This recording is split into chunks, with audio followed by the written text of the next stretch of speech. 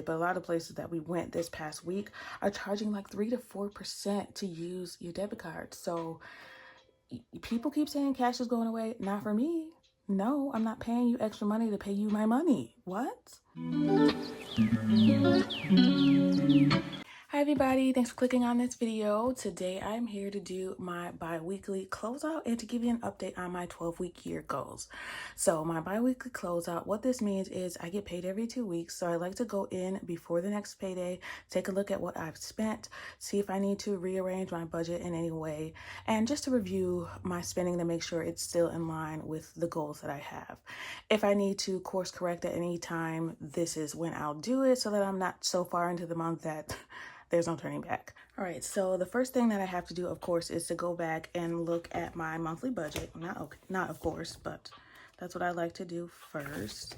And if you guys hear some music in the background, I have on lo-fi music. For those of you that don't know, I have ADHD, if you can't already tell from my videos. So I am trying everything that I can to kind of help me stay on track and stay focused. And I have found lo-fi music and it's the best. If you've never heard of it, give it a try. So what we're doing right now is taking a look at the November budget as a whole. I want to make sure that all these bills are paid. Amazon's paid, Netflix is paid, utilities paid, phone paid. And now we're going to go into this week's budget. So for the paycheck that I will get starting tomorrow, I will pay all of these bills within these 2 weeks that go all the way into December. But we'll do that at the bi-weekly paycheck. So I just wanted to make sure all of those bills were paid. Okay, and the next thing that I take a look at is my actual spending. So this right here is what I've spent over the last 2 weeks. It looks scary now that I'm looking at it this way. But this is what I've spent for the last 2 weeks. I have highlighted them by categories. That's something that I have learned from the Budget Mom. If you have not seen her videos, they're great. You should take a look at them. So I wrote down everything that I spent every day. At the end of the night, I came in, took a look at what I've spent in cash and the bank account. Most of the bank account stuff I did list at the bottom, which were bills. So I've highlighted everything by category. I keep a tracker here in my semi-new, semi-reused A6 planner. So this I carry with me so that I can just go in and write in what I have spent for that day, or I go right in the car after I've spent it and I write it down right then. I highlighted it at the end, which I really didn't need to do because I did it here, but you know, closeouts are always a work in progress. So after I did that, I filled out my closeout sheet that I had created myself. These are not available anywhere. I did close my Etsy shop, but this was never on there anyway. Someone asked me that. All right, so this is something that I just made recently to help me with closeouts, and I am loving it so far. I've only used it a couple times. I used it to close out October, and it worked great. So I went through this whole list here, wrote it out in each of these categories so I can make sure that everything that I spent actually went on here so that the numbers matched. When I did that, I have a total here spent of $1,490.07. That includes $411 in savings. I'm not going to do the percentages here. I'll do that at the end of the month. I'll show you my monthly closeout so you can see what that looks like. But this is just for the 2 weeks. And then I've highlighted what the budget was for each of these categories versus what I actually spent, which is right underneath. So I did go over budget in a few things, but we were under budget in a few things as well. Sinking funds used, I used a total of $163. This $122, of course, was the most. That we spent on, can you even see what I'm talking about? That we spent on Christmas decorations at Hobby Lobby. And I know it was a sign that I probably shouldn't have spent that money because we got locked out of the car after that. And had to wait 2 whole hours for somebody to come and pick us up. So my daughter did it. It was not her fault. Mistakes happen. Sorry, I wasn't upset, but I was really tired and ready to go home because we had already done a bunch of stuff that day. But anyway, that's what we spent in sinkings and savings, $163. And I also took a combined total. So I wanted to look at how much I saved. So minus the $411 that we saved in sinking funds, we saved, We saved $235 in savings at the beginning of the pay period. So I put that in cash. $175 went to 3 emergency accounts. And I just had $1 at the midweek that I moved over. So we saved a total of $411. So that was a total of $1,079 spent for the past 2 weeks. $163 was used in those savings, these 3 different savings, and that total paycheck spending was $916. So we do have some money left in the bank. So in the bank, we have a total of, let's see, girl, where did you do the math? We have $50 left in the main account. That's just the buffer. So that's in there for like day-to-day spending that I do, groceries and gas. That's what I usually keep in there. The bill account has $529. $445 of that is for half of the mortgage that I don't pay until the end of this month. So that leaves a buffer in the bill account of $87. So cash spending, I have my cash that I keep in my wallet. Kids still has $15. I'm actually going to take all of this out because I have a new plan for it. Kids has $15. We didn't spend anything as far as cash goes in there for kids. Personal has nothing. This is just a tracker. Then in health, we have $60. Let's see, 20, 40, 55, $60 in health. So we didn't spend anything in there. Pet care, it only has $10 right now, but that is because it only has $10 right now, but that is because $50 of that went to my daughter. For some reason, the gift card that I bought her from Bath and Body Works, they gave us a refund. So she never got it. So when we went to Bath and Body Works, I just gave her the $50 cash out of here because a lot of these places are charging you more to use your debit card, and we're not doing that. But a lot of places that we went this past week are charging like 3 to 4% to use your debit card. So people keep saying cash is going away. Not for me. No, I'm not paying you extra money to pay you my money. What? Anyway.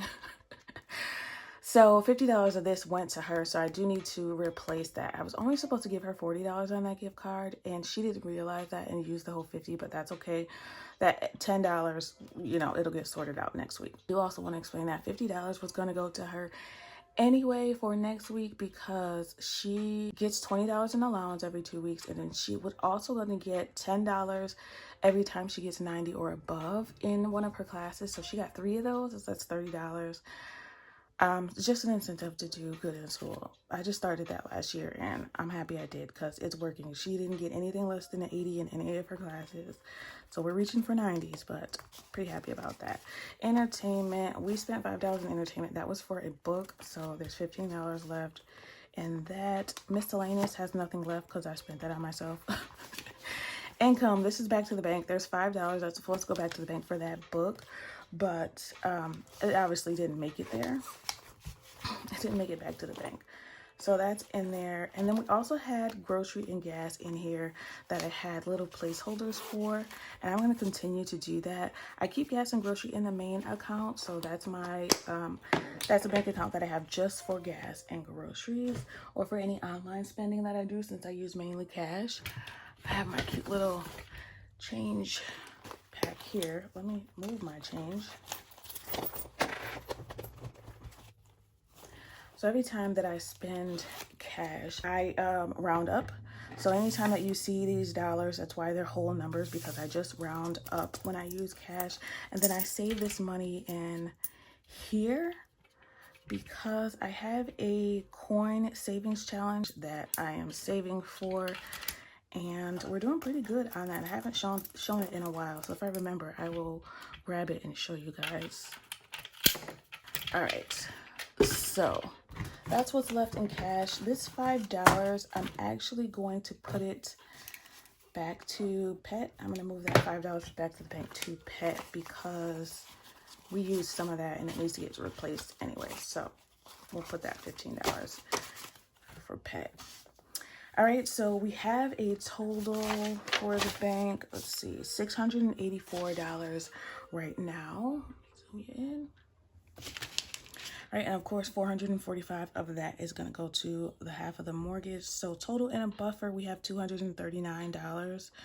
keep what's in the bank to roll over. So as buffer, we'll have $87 in the bill account and $50 in the main account. Hopefully that makes sense. I keep these separately because it works.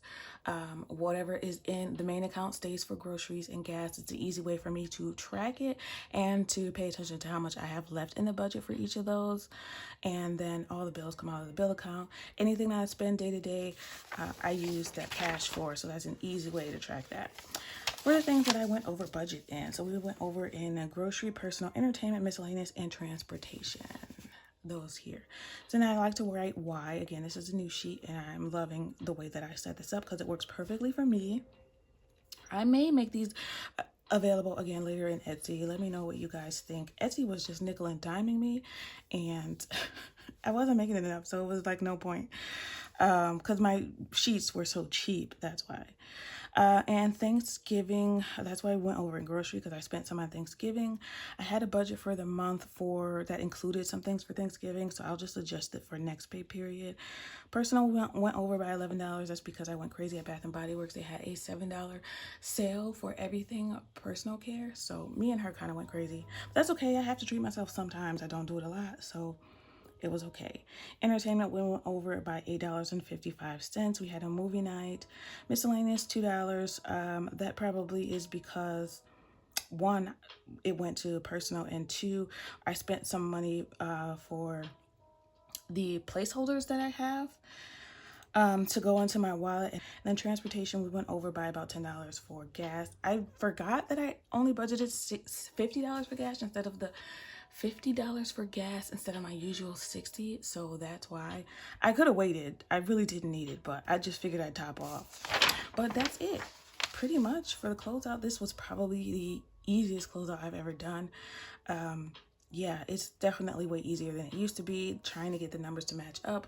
I don't completely follow the Budget Moms rules because they were a little too complicated for my brain to for me, maybe for other people, they were just too complicated for my brain. So I have had to adjust it to how it works for me, and this sheet was the best. I really just want to focus on what I spent, where I spent it, and why. And this sheet does all three of that for me. And then at the end of the month, I'll show you my monthly closeout, what that looks like.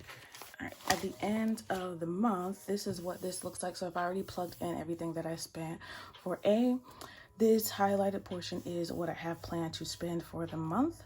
And then I'll plug in what I spent for the first paycheck, which I call paycheck A, and then B, what I spent for the second paycheck, B. I label them that way, A and B, because that's how I pay my bills.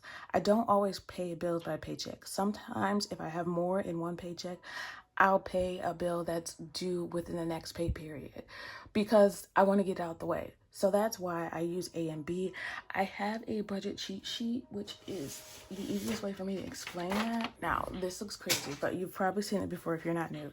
This is why I separate it by A and B, because this is how I pay the bills. So they don't always fall within the same pay period. This is a mess because it's being changed for 2025. And I have a magic month coming up, which is next month, which means I get paid 3 pay periods in December. That happens twice a year. For those of you that are bi-weekly budgeters, you know when you get paid every 2 weeks, 2 times in a year, you'll get paid 3 paychecks in a month. So usually it's 2, but twice a year, you'll get 3 paychecks in 1 month, which is great. We call those magic months here in the budget community. I think we did okay. We went over a little bit in a couple things, but nothing major that we can't make up for next pay period.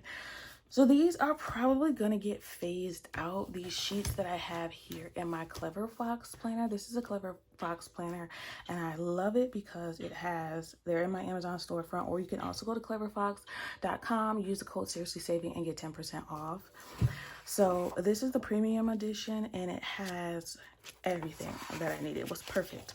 So it has the monthly budgets here in the front. They do come all together, just so that you know that. All the months are in the front together. And then you have all the weeklies here that I've kind of like decorated and went crazy with. And then there's a budget in the back where you can do your expenses and monthly budget. I'm phasing these out because I can do everything on the closeout. So I'm probably not going to use these in 2025. I will still use this though. So I'll give you guys my 2025 binder or budget planner setup soon because I finally figured out what I'm going to do for next year. But that's it.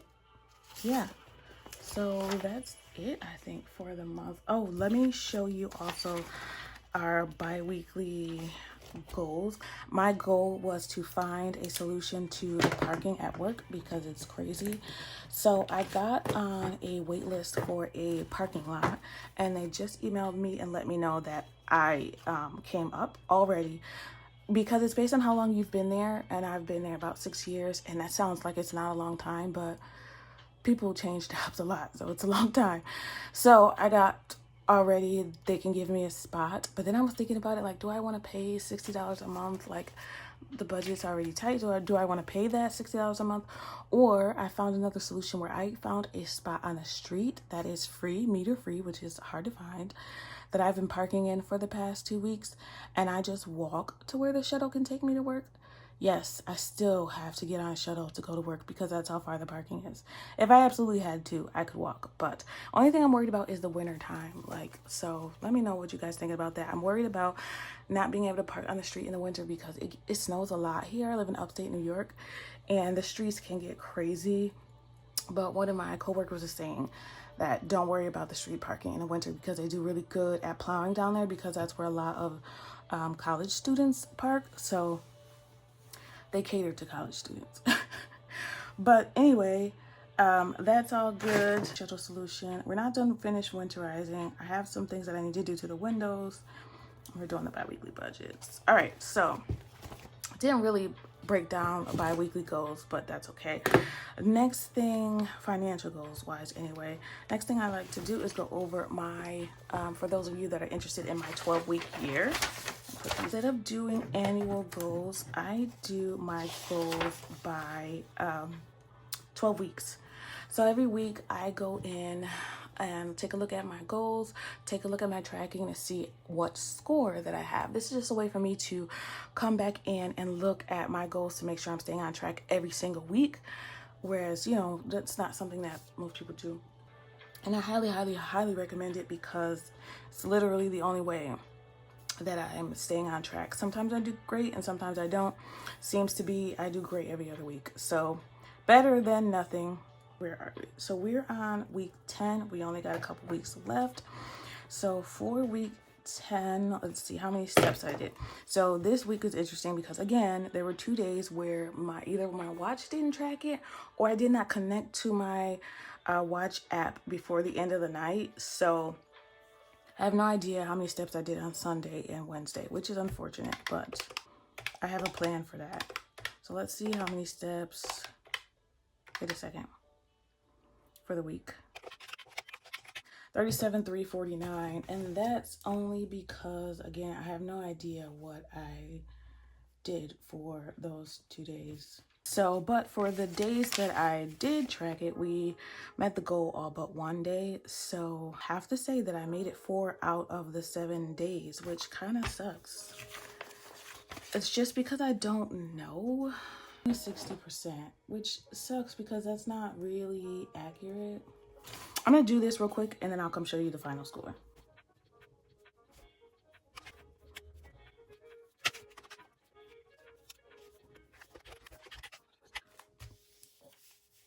Okay, so the score was 88% for the week. So not too bad, not too bad. Better than I thought it was gonna be. So week 10 was 88%. What did I do well? Was definitely bedtime. So I went to bed at 10 every night. I think what I'm going to do for my next quarter or next year is to change that time to maybe about half an hour earlier, so to go to sleep by 9:30. I think that would be better. So I did good at bedtime. I did pretty good at no screens except for one night. And taking my sleep medicine, that worked well. So let's put that bedtime routine. So that's helping. So what did not do well, what I need to improve is I think I'm going to add the tracking to my nightly routine. Okay, So that's something that I'm updating for 2025. I don't have a real routine. Of course, we all have things that we do all the time, but it's not like set in stone like I would like it to be. Okay, so I'm gonna add tracking to my nightly routine and make sure I pair my watch with the app before bed. So that's for my steps. And fasting at night is going well. I'm still down 7 pounds, actually in a couple ounces. So I lost a couple more ounces this week. I'm not doing it every day. I'm not consistent with it, but I at least, now that I feel like I've done it for a while, my stomach is kind of used to eating less.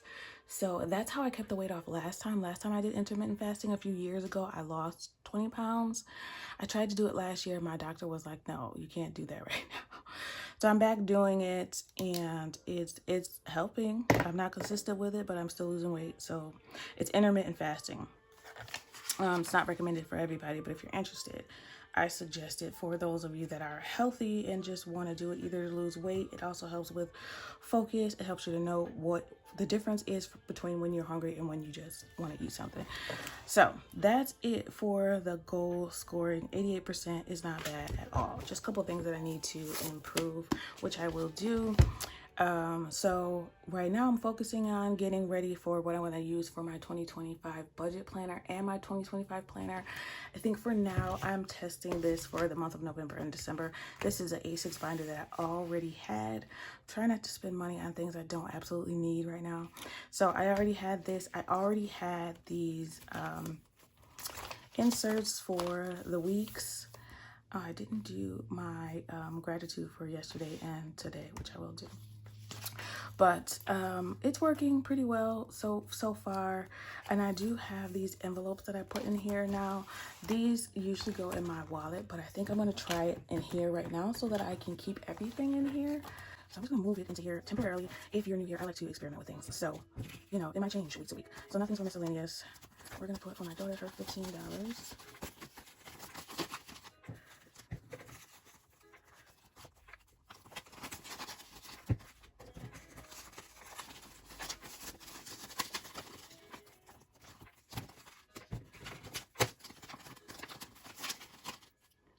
Okay, so another thing that's different about this week is usually I put any money that I have left in my envelopes into savings. I'm going to roll it over this time because there's not a lot left in each. So the only thing different that I'm rolling over is entertainment. Usually I'll put this as savings, but I'm going to try rolling it over until the end of the month. And then before we start December, I will save anything that's left in here. Pet health and kids, they always get rolled over. My daughter's nickname is Pooh, so I have that on there for her. I don't know where I got this little sticker from or why I put that on there, but it's kind of cute. So yeah, that's it for that. I can't wait to show you my plan for 2025. I have been working on it for hours and hours and hours. It's ridiculous how long I hyper focus on things, which it can be in a good and a bad thing. This time it was a bad thing. I spent way too much time trying to figure it out, but we'll talk about that then. All right, that's it. The next video that I'm going to come and show you is my pre-payday prep. So I know already now how much my paycheck will be when I get paid tomorrow, because I can go into my employer's website and find out. So we're going to do that budget. I'll do a breakdown on how I'm going to spend it. I'm a zero-based budgeter. So every dollar you'll see where I plan to spend or save it. So that's it for me today. Thank you so much. If you're not yet subscribed, please do me a favor and click subscribe. Or if you just like the video, go ahead and like the video so that I know what kind of videos you guys prefer and I can do those more often. Question of the day is, what do you use to plan? There are so many options. Do you use an A6, A5, or whatever, B5? Then there are big paper planners like this that are bound, like meaning that it's not a ring system. And then they have disc systems like the Happy Planner, which I did use last year and it worked okay. I just want something like smaller, like A6, I think, and a personal size are the smallest that you can get in a ring system. So like where you can take it out and change it and make it your own. That's big for me. I need things to be designed for the way that works for me. All right, what system do you use to plan? Or do you use digital? Or you use an app? Let me know. All right, thanks so much. I appreciate it. I want you to always remember it is about progression and not about perfection. Thanks for watching and happy saving. Bye.